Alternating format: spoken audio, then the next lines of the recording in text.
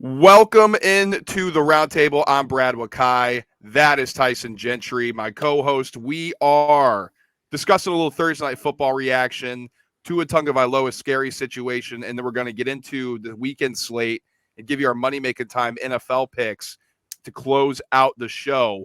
But let's get right into it. Thursday night football reactions. We'll get to the Bengals. We'll get to where the Dolphins can go from here. But I think, we'd be remiss if we didn't start with, I think, the story of the game, which was a scary injury to Tua Tagovailoa getting carted off the field with head and neck injuries. That was tough. That was tough to watch. It was, and they kept replaying it, and it was like he's got it. He's got friends and family watching at home. Like, you guys got to chill out. I mean, anytime like you're posted like fully flexed out and stuff like that, that's they say that's a sign of traumatic brain injuries and stuff like that, and it just draws into question last week, and then he comes back in the game, and I keep saying because I'm nervous because it's a scary situation, but that's 2 weeks in a row of traumatic hits to the head, and that's just too much. Stuff like that ruins people's lives, let alone their careers, and for somebody that's really starting to put it together, just sucks. Yeah, and I think there's two ways to look at it, and we're a sports show, so we're going to discuss it in a sports lens too.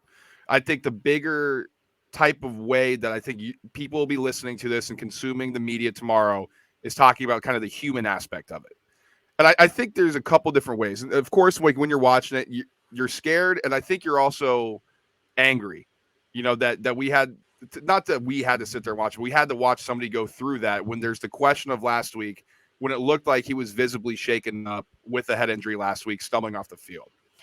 Now, for those who aren't aware of the situation, just kind of parachuting into this, Tua was cleared at halftime and came back in the second half by the team doctor, and I believe by an independent doctor. That's the concussion protocol. The team doctor looks first, and then there's an independent doctor that does another evaluation. So I get it. People are saying this is ridiculous. He never should have been back out in their second half. And I probably fall in that line too. If there's even a question about it, I don't think that you should allow somebody to go back in there if they're a player. Because let's face it, Tyson, these guys are warriors. I mean, Monsters. They want to play this game of football. And for somebody like Tua, who has had a rocky start in the NFL, it seems like this is his opportunity. He's not sitting there saying, man, I should think about my long-term health. He's thinking, man, I need to get back out into the football field and be the leader of this team and be the quarterback for the Miami Dolphins. That's where these protocols are in place to protect players from themselves. Now, was there a failure of that tonight, or was there a failure of that last week? That's what this investigation is going to do, and that's what the NFLPA is looking at. Us as consumers, the social media people, the talking heads, we don't have a doctor's degree. Like, we're not sitting there and clearing him. So we don't know. We can just give our opinion, and everybody's going to have an opinion on it. All I can say and all I know is that was a very scary situation that I think could potentially have been avoided, especially coming off of a quick turnaround from Sunday into Thursday night football. And regardless of if he was concussed last week, he was certainly shaken up. I mean, he looks, like a boxer in the 12th round. He's shaking back and forth, but then he comes in, throws a dot, and it's like, oh, maybe Tua's okay. And for this to happen on, he did get slammed in the ground a bit, but it was a relatively kind of routine football play. We see 50 of those happen a weekend. He hit his head pretty hard, and then all of a sudden he just locked up, and things got really scary really fast. And to me, it's one of those things where I'm not going to comment on the doctors, the Miami doctor and the independent doctor, because like you said, I don't fucking know. I didn't do the tests. I don't even really know what the tests are. I remember in high school, you get these whatever, and I'm sure my high school in Montana doesn't have the same quality of doctors that the NFL and an independent doctor does. So we'll see what the findings of that are. But regardless of last week, this is a big time deal. And from a football aspect, Teddy Two Gloves comes in, slings the rock a little bit, looks a little limited, but again, he's been playing with the second team. That's why Trent Sherfield seemed to be his number one target, but that's right. The guy he practices with over and over and over again. So to me, we'll see what they look like going forward. It just, for a franchise that seemed to really finally be finding their footing, and in a game that we thought they didn't really stand much of a chance in when Tua was playing, they looked like they were going to win the football game. It just kind of looked like they were going to figure it out. And so if you're a Miami Dolphins fan, you're probably frustrated, you're upset, you're angry, but most of all, you're bummed, man, because this is the guy you thought was the franchise after the first 3 weeks of the season. You're 3-0, you're cruising, you're playing the defending AFC champs on the road on a short week and looking good. And it just kind of put a black cloud over the game, it felt like.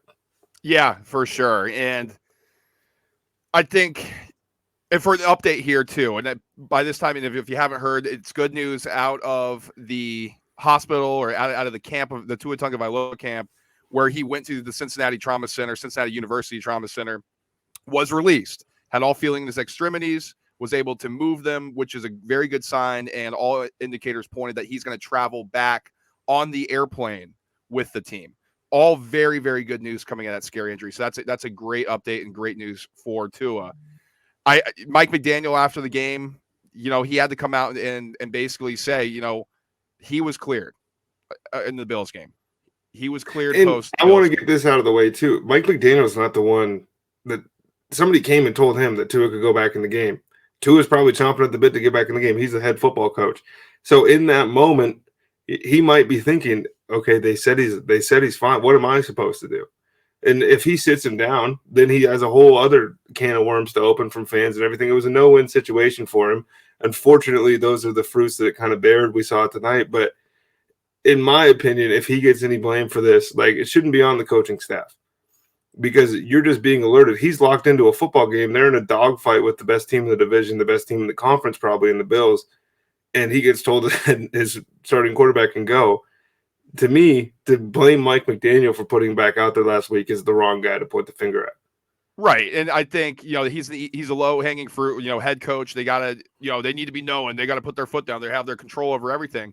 But he's got to control everybody else, not just the quarterback. So it does go back to the medical staff. And again, we aren't experts in this. We don't know. That's what the investigators are going to find. That's what lawyers are going to look into. That's what these independent investigators are trying to find out, if there is a misstep within these protocols that are in place to, quite frankly, prevent things like this from happening. It happened tonight. It was super scary, very unfortunate, and we wish Tua the best going forward. It's just one of those things with football, though, and football's going to be attacked tomorrow. I know it. I think everybody else who's a fan of it knows it. This is a time where people are going to pile on how brutal football is and how it's bad and everything's bad about it. It's hard for people like us who love the game, and probably if you're listening to this podcast, you love the game as well, to having me sit there and witnessing this, because nobody wants that to happen in this game. And you saw the crowd of the Bengals chanting Tua when he was on the way out. Everybody understands how scary the situation is. This is a no-win situation for anybody involved. The best we can do now is just hope that Tua is okay, he recovers from it, and that this can be prevented going forward. Now, there's always going to be accidents in football. This is grown men running into each other at full speed, playing a contact collision sport. Things like this happen in football. But if there's even an ounce of prevention, like last week with the Bills, maybe that's the sign, okay, on a short week, you should sit him out.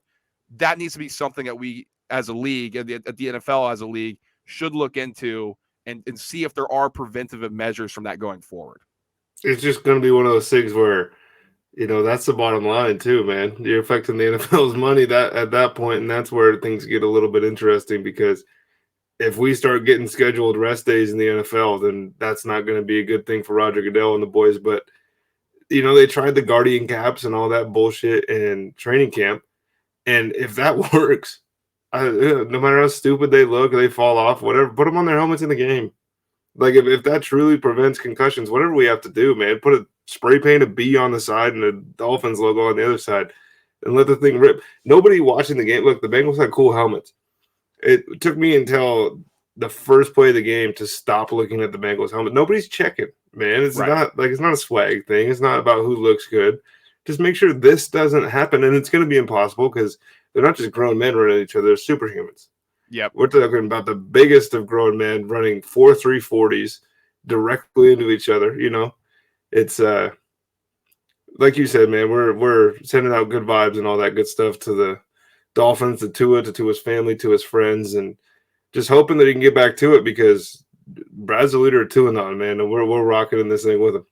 Absolutely. And for reference to this also did happen to Joe Flacco once before, where he had, as they call it, a fencing reaction. I think that's what they call it, where you kind of seize up in your hands, which will happen to Tua tonight.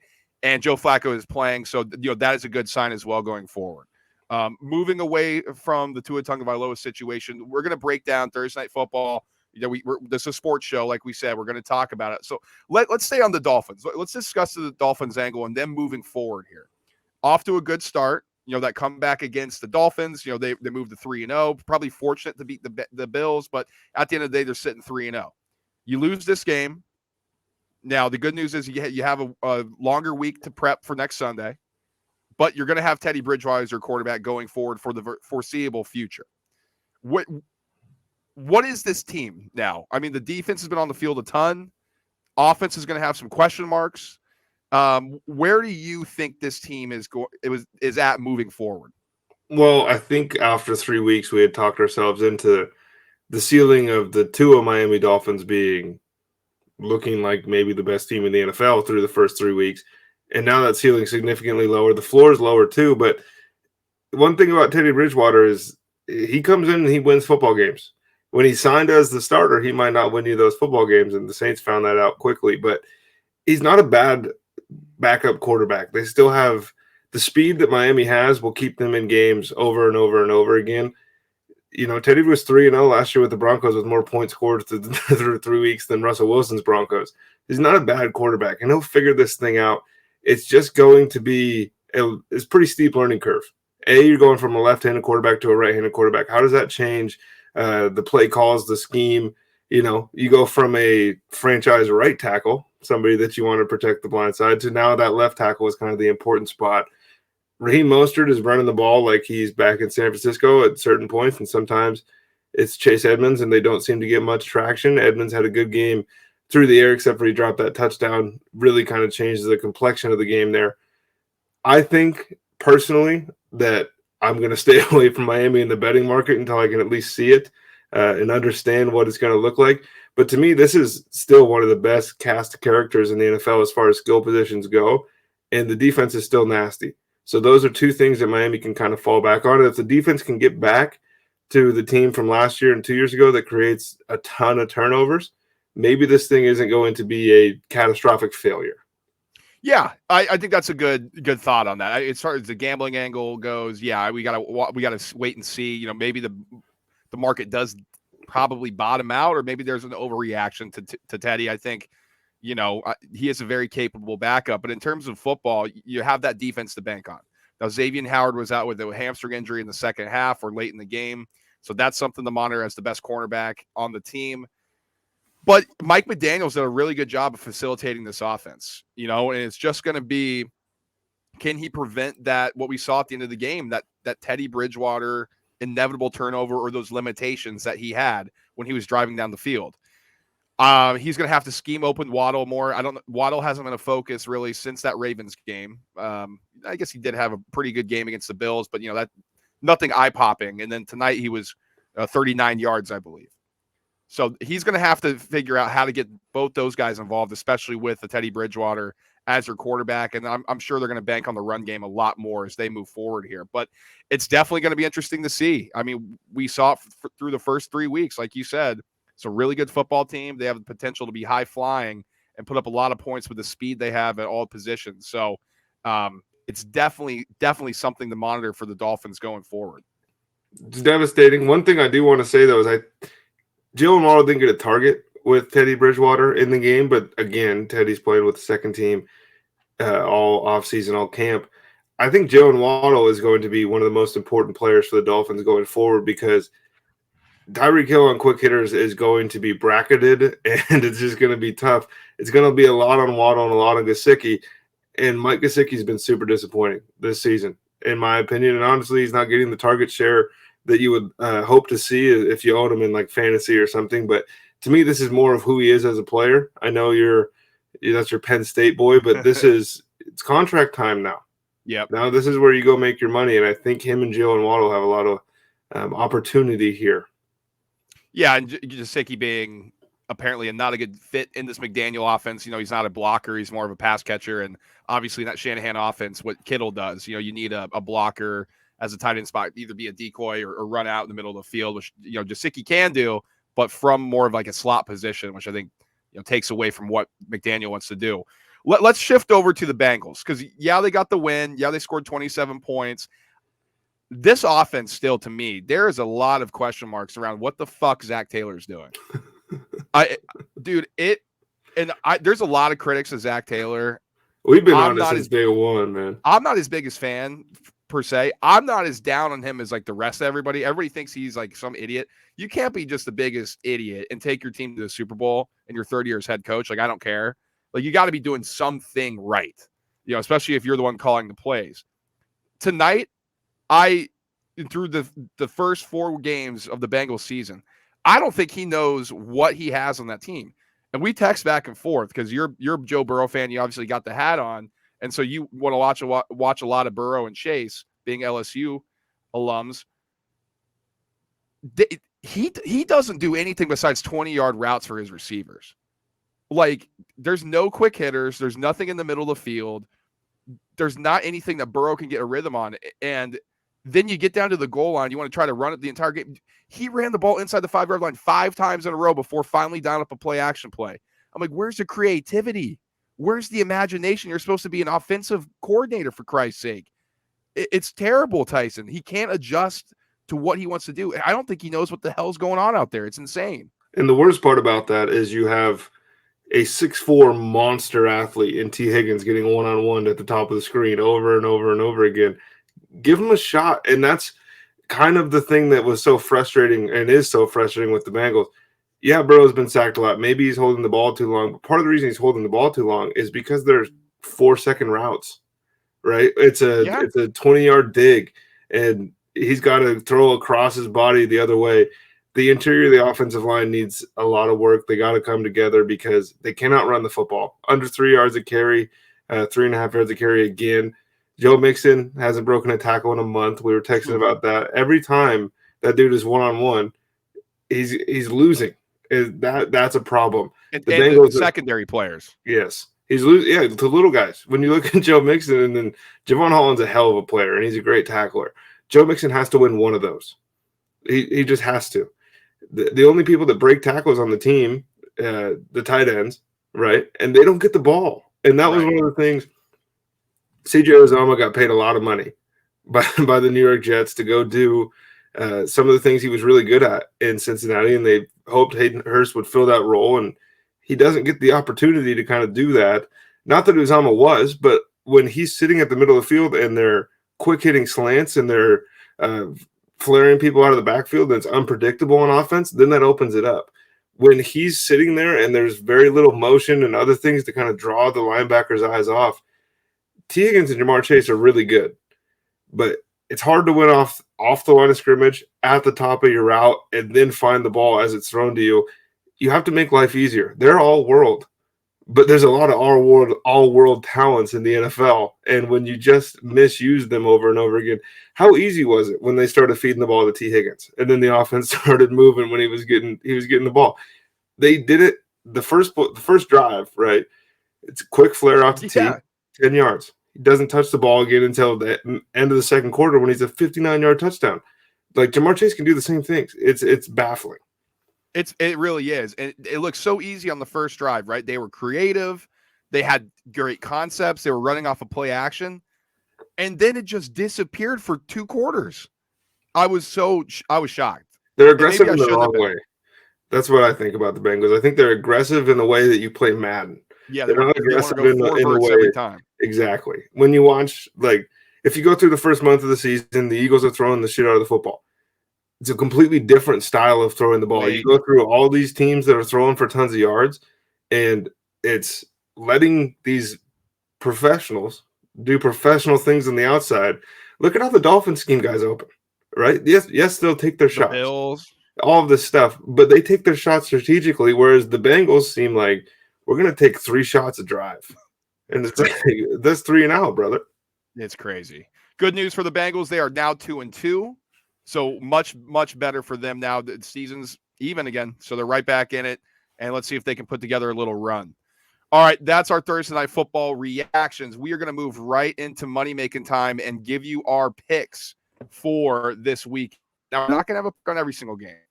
We're going to go through mainly the spread, if we like an over, under. That's why you have to follow our chalkboard if you want team totals, props, things like that.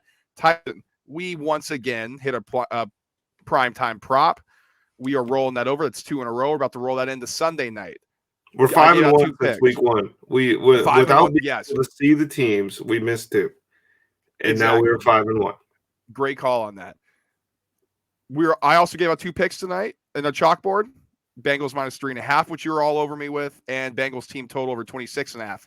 Hit that. So we're starting to get this thing going. Had to sweat that though. Oof, that was sweat. That was a sweat. All right, let's start here. Over in England, in the Tottenham Hotspur Stadium, Vikings face the Saints. Right now on FanDuel, the Vikings are a 2.5-point favorite. Anything you like here? The over-under's at 43.5. Spread or total? Well, I just think the Vikings are more than 2.5 points better than the Saints. And that's kind of what this boils down to. It's funny when you look at it, and if you're not aware where this game's going on, and you look at, like, if you're going FanDuel and it says Vikings at Saints, you might say, oh, that's weird. The Vikings are the favorite on the road. It's not a home game. Okay. Marshawn Lattimore's a monster, and Justin Jefferson's been shut down 2 weeks in a row. But if you're going to tell me that KJ Osborne and Adam Thielen are getting 1v1 all game long, Dalvin Cook, I think, should be able to find enough room to work either out of the backfield catching passes or kind of bouncing things off, because the Saints are real hard to run against in between the tackles, and Demario Davis is a monster. But it's got to be a Dalvin Cook show. Alvin Kamara's trial actually just got pushed back again, but that's something that he's been having to deal with as well, and I'm sure that's probably weighing on him. I think that the Saints don't score enough points to play with the Vikings. That's where I agree. Yeah, I agree. I'm on Vikings minus 2.5 as well. I agree. They're 2.5 points better than the Saints. And we always say, on a neutral, this is the number. Well, this is our neutral, right? Yeah. And Vikings are a field goal better than the Saints on a neutral. I think they're probably 5 points better than the Saints on a neutral. Jameis Winston, here's another little handicap for you. Jameis Winston has a broken back. He's going to sit on a cross-country flight and then try to play a football game? Come on, guys. What are we doing here? Give me Vikings minus 2.5. Titans go into Indianapolis. It's a house of horrors for the Titans. The line right now, Colts given 3.5. Titans are plus 3.5. Juice to them minus 115. Over unders 42.5. Anything you like here with that hook? No. And I would be interested. I like the Colts to win the game. To me, as far as money lines go, I think that's pretty good. I think they're probably 4 points better, especially after they find their footing a week ago. But the Colts haven't shown me enough. I mean, they won on a Chris Jones talking disrespectfully the Matt Ryan penalty, and we somehow forgot about, like, if that's stupid flag. What did you think he said to Matt Ryan for wearing a flag? Because Quentin Nelson was right there, and if it was that bad, man, I think Pat McAfee said that actually, but it's like somebody would have reacted, right? If it was something so bad, and if that doesn't happen, the Chiefs probably cover the spread the other way last week. So the Colts are kind of a dumpster fire, and the Titans kind of a dumpster fire. I think this line is going to get down to 3 at kick. I'm going to take the Colts minus 3. Right now at 3.5, I'm not taking it. I hate the hook. That's one of those numbers. But I think the Colts on a neutral field are a field goal are better than a 1.5 than the Titans right now. I think this is where the Colts get right offensively. The Titans have given up a ton of offense to opposing or a ton of offense to their opponents.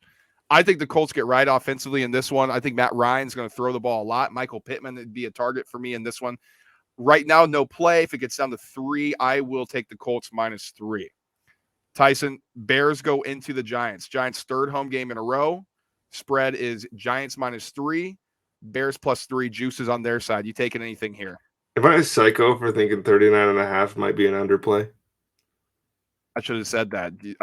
You're going to touch that? Oh, my goodness. I hate betting unders, unless it's the Super Bowl, because then those numbers get so juiced. It's just kind of easy work there. But, like, is Justin Fields better than Cooper Rush? Well, Daniel Jones. Or no, I mean from last week. Oh, in general? Oh, I don't know, man. That's what I'm not a Fields guy.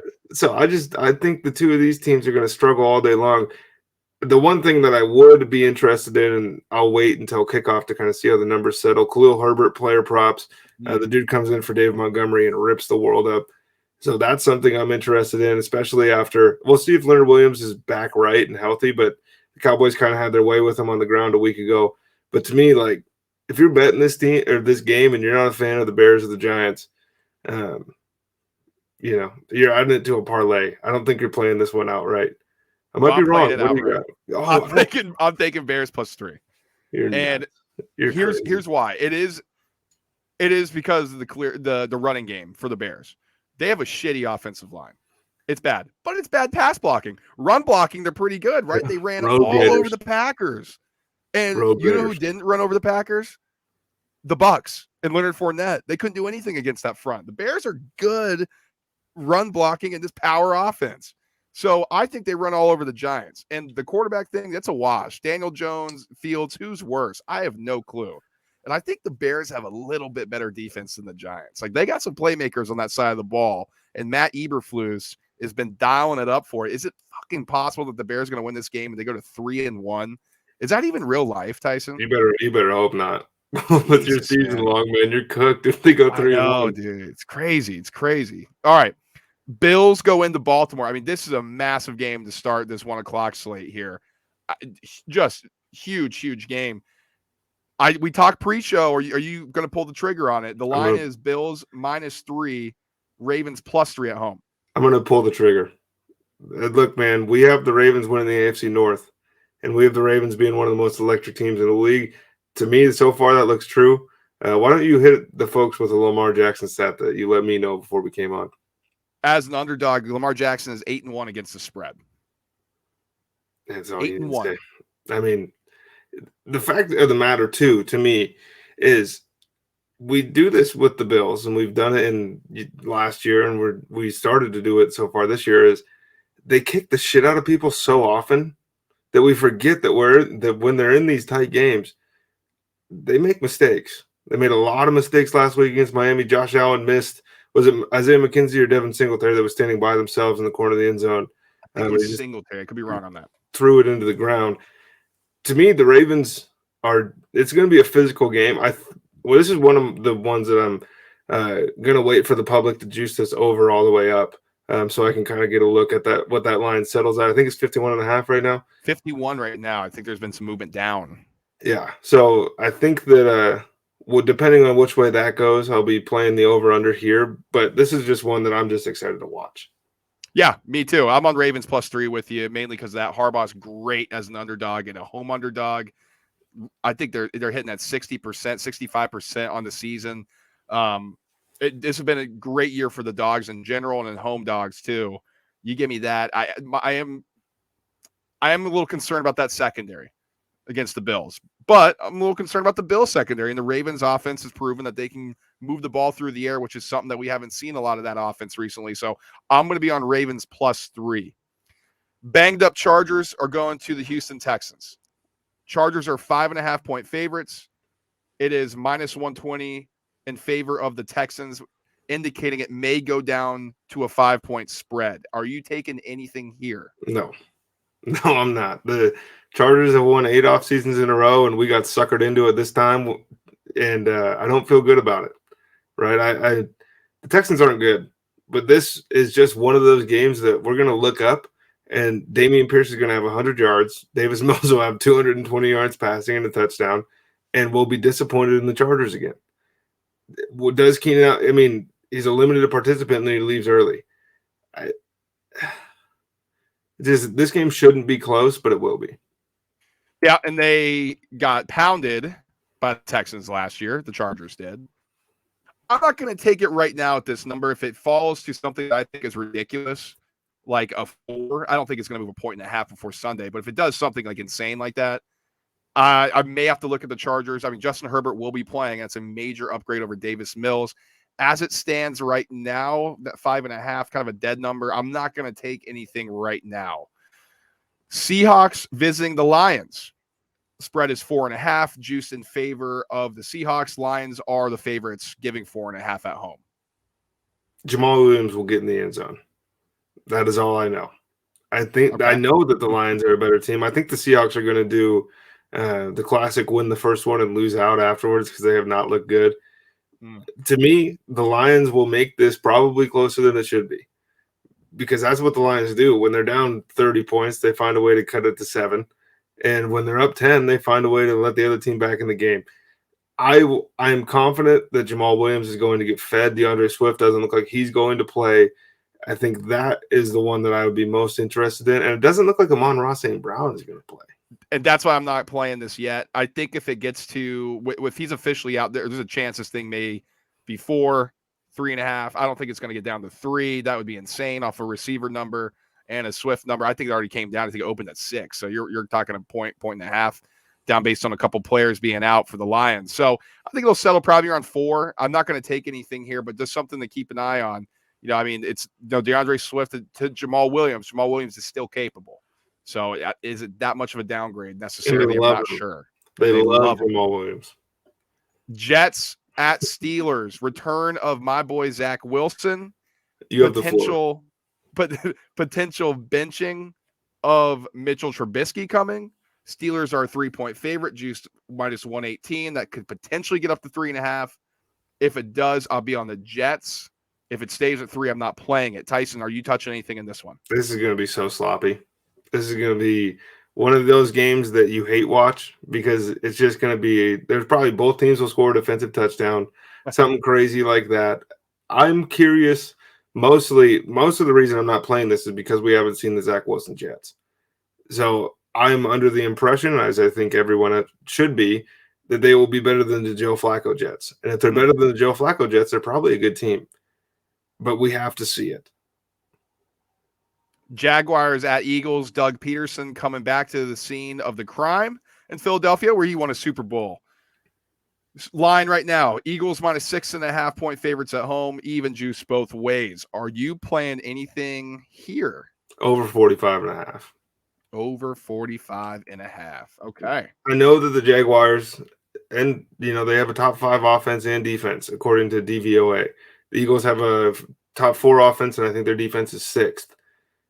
This is going to be one of those games where I think it's going to be punches being thrown in the first half. I think they're going to come out swinging. We've seen the Eagles jump to these huge leads in the first half the last 2 weeks and not score any points in the second half.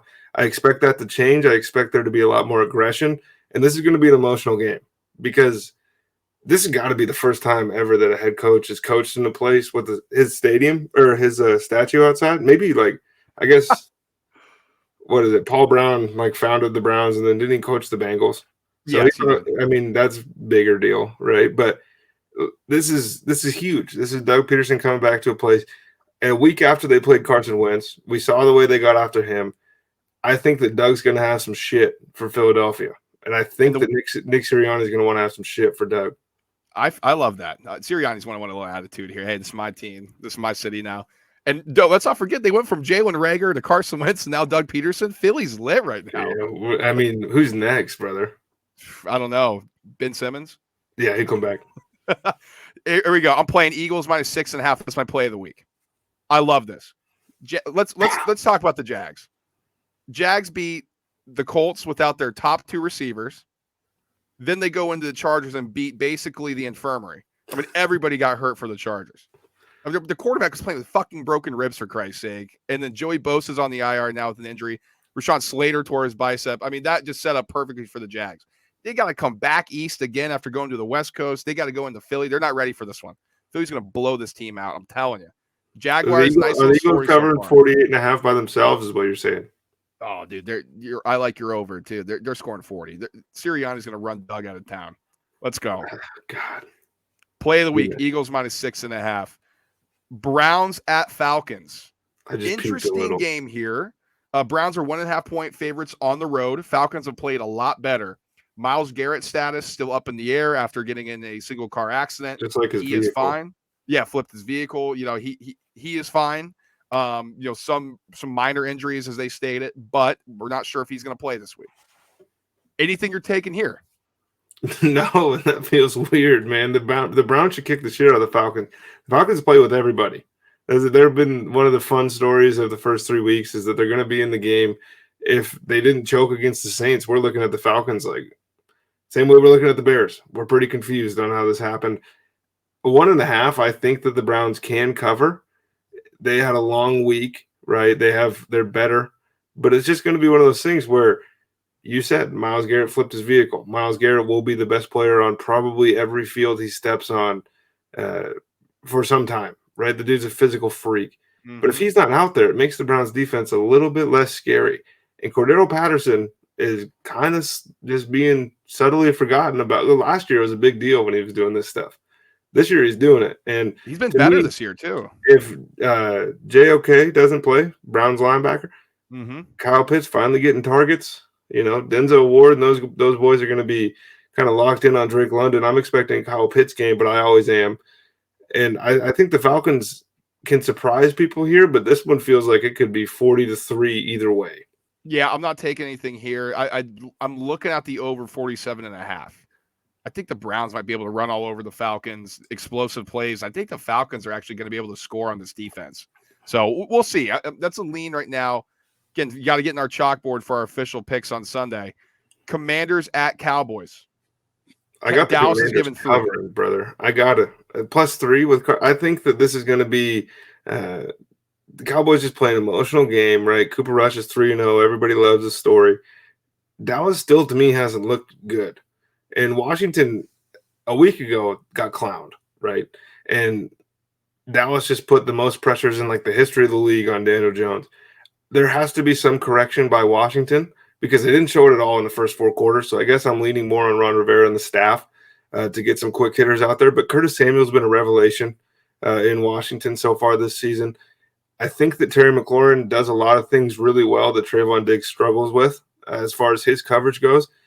And I just have a feeling that Washington's a better team, man. And a lot of the success Dallas had on Sunday night against New York was running the football. The interior guys in Washington are blue chippers. They're 5-star high school kids. They're first-round draft picks. They're a bunch of studs. And I think they stop the run and do enough to cover the +3. Yep, I'm on it with you as well. Commanders +3. My concern is that offensive line against the pass rush of the Cowboys. We saw what the Eagles did last week. 9 sacks, ton of QB hurries, ton of QB hits. You would think there'd be a correction. Hey, what went wrong? Let's not do that this week. It's got to be some sort of correction, and I agree with you. I don't think the Cowboys are going to be able to run the ball against this defense like they did last week against the Giants. Cooper Rush is going to be put into more clear passing situations, which I think he's been fine so far. We'll see what he can do when everybody knows he's going to pass the football. So I'm going to take Commanders plus the field goal. Cardinals at Panthers with a interesting line here. Panthers are 1.5-point favorites at home. Anything that you're interested in here? Cardinals money line. Cardinals money line. Okay. They're better. They just are. Baker Mayfield finds ways to lose games like nobody I've ever seen play the sport before. Man, he's killing DJ Moore the same way that he killed Odell Beckham and Jarvis Landry. And we thought it was a Browns thing or it was a them thing, and it turns out it's a Baker thing. Christian McCaffrey looks like he's not going to play. He hasn't been spotted at practice by anybody in the last 2 days, whether it's Donta Foreman or Chuba Hubbard that comes in his as his replacement. Severe downgrade. And so now you're putting the game on the shoulders of Baker Mayfield. I'm taking Kyler Murray. I'm not taking anything here. I'm intrigued to see kind of where this thing moves. Panthers is a favorite, which is kind of crazy on a neutral or saying it's about a pick 'em game. It's pretty nuts to me, especially when we look at the pedigree of Kyler Murray versus the pedigree of Baker Mayfield in the NFL, both old Lincoln Riley guys, both old Heisman Trophy winners. So how about that?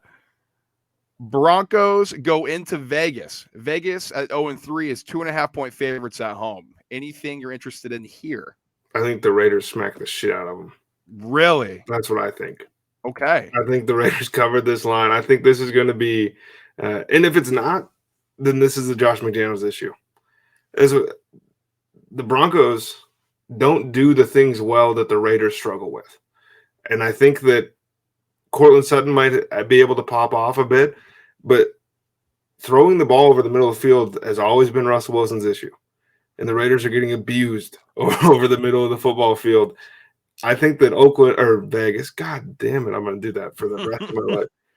I think that they come out. I think they have overcorrected on offense pretty significantly on the way that they've stopped force feeding Devontae Adams. I think it's going to be a big Darren Waller game too, and Okay. I think the Raiders score a lot of points in this one, and I think that the Broncos offense is pretty shaky, brother. I mean, if you're like the Raiders, it's a good line 2.5. If it gets up to 3, I'm going to take the Broncos. Field goal game. I can see it. I think this might be a big Javonte Williams game, running all over that Raiders defense. That's something to keep an eye on. And middle of the field, maybe an Albert O sighting. We've been waiting for it. Tight end for the Broncos. Maybe that'll come to fruition. Who knows? Now, biggest spread of the week. Patriots and questionable Mac Jones with his high ankle sprain. I don't know who they're trying to fool. Probably going to be Brian Hoyer. Packers are 9.5-point home favorites. Got up to 10.5 at some point, so some buyback. I think it's going to go 10 Packers by kick. Anything you're doing here? Personal rule is I don't bet double-digit spreads in the NFL. Not touching it. Okay. I lean Packers. I'm not sure yet, but I just don't know how the Patriots could score on that Packers defense. Yeah, it just doesn't feel like. Oh, also over/under's 39.5. Holy smokes, man! What is this? Preseason football? If that line gets touched, I think it's 38-3. Like that's how you clear that over. It's going to be the Patriots can't score, man. It's Damian Harris is going to get the ball a bunch. Ramondre Stevenson is going to get the ball a bunch, and they're going to try to bleed the clock.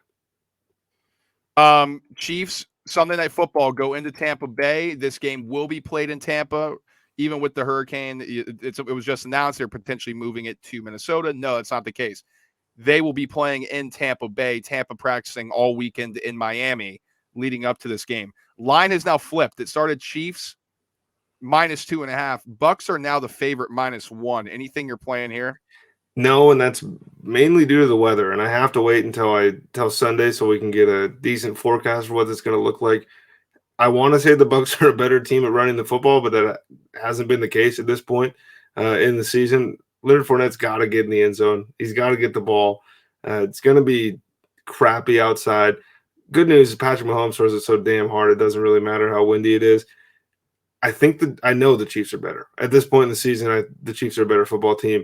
This feels like a game that the Bucks win, but to me, I have to wait until, because if I bet it now and then somebody comes out and says, "Oh, it's 40-mile-an-hour winds, they're playing them on soon," it's like I don't know who's going to win that football game. I'm taking Bucks money line. I love their defense. I think that defense. I think they're the best defense in the NFL. What the Bucks have, I think that can nullify some of the Chiefs' offense. The Chiefs' defense hasn't been that impressive this year. They have some sort of pass rush on the edge, which may potentially get after Brady. He's got a nice little something going with Russell Gage, and now he's getting his boy Mike Evans back. So I think this offense is going to take a major upgrade, and it's not like they're facing that Packers defense, which is good. They're facing the Chiefs defense, which is fine. I like the Bucks to win this game at home in front of the home fans. And then the last game of the week, Monday night, Rams at 49ers. 49ers are 1.5-point favorites at home. You liking anything here? This is a game that Jimmy wins. These are the games that Jimmy Garoppolo wins. They just are. This is going to be a physical football game. The Rams, to me, haven't looked nearly as impressive as we had hoped. I will take the Niners with the spread there. I don't think it's a 1-point game. So at 1.5, whatever the odds are better between the money line and the spread, you got to go with the spread. I think the Niners win this game just by getting back to what they do better than the Rams. And it's something that they have done better than the Rams every single time they played them, except for the NFC Championship. Does that matter? Yes, because the Rams show that they can play physical with you. Deebo Samuel's got to get the ball more. Kittle's got to get the ball more. And I think this is one of the ones where the Niners figure it out. Shanahan owns McVay. Yes, we know that. Now, McVay vanquished his demons last year in the NFC Championship game. I don't think you should just go off that based off that handicap. But Niners at home, they do play exceptionally well there, especially against the Rams. Like, that's something to keep an eye on. Garoppolo figuring out the system a little bit more. It feels like, Shanahan may go back to some of those old Garoppolo schemes and concepts that he worked with last year. And that should help this offense. Rams aren't as good as they were last year. They're just not to this point. Now, does that matter in the grand scheme of things? No, but on a week-to-week, sure. I'm not taking anything in this game right now. I want to wait on that. We still have a little bit of time. I think I may play the Niners, but I'm not convicted on anything right now, so I can't join you in there, Tyson, at least not for now. And hop in the chalkboard with us this week because, like we said, we're 5-1 since week 1. We're going to have 2 more winners there, and we'll be rolling this thing up. Absolutely, man. It's been fun riding this too. That's the great thing. We're texting. It'd be great if we could get everybody in the chalkboard and all sweating it together. So the link will be in the bio for both Apple, Spotify, and YouTube. Wherever you're watching or consuming our content, we really appreciate it. Make sure to like, subscribe, and share with your friends. Share with your buddies. Comment. Let's have a little banter back and forth. And our social media pages: Instagram @_the roundtable pod _ TikTok is the same. We got a ton of content going up there. And then Twitter @TRT_pod. Let's have some fun, especially with this gambling stuff. College football, we have starting Friday when this podcast is released into Saturday. So you're definitely not going to want to miss that in our chalkboarders. We got a ton of plays we're going to be firing on. Shout out to Bo Nickel. Shout out to Bo Nickel, old Penn State guy, getting his first contract, UFC. Bright future's bright for that kid in your sport, Tyson. I mean, asking for Hamza, that's enough to get me with you, man. You don't even have a fight in the UFC. Give me the Swedish dude, he says. All right, we appreciate you guys listening. Till next time, peace.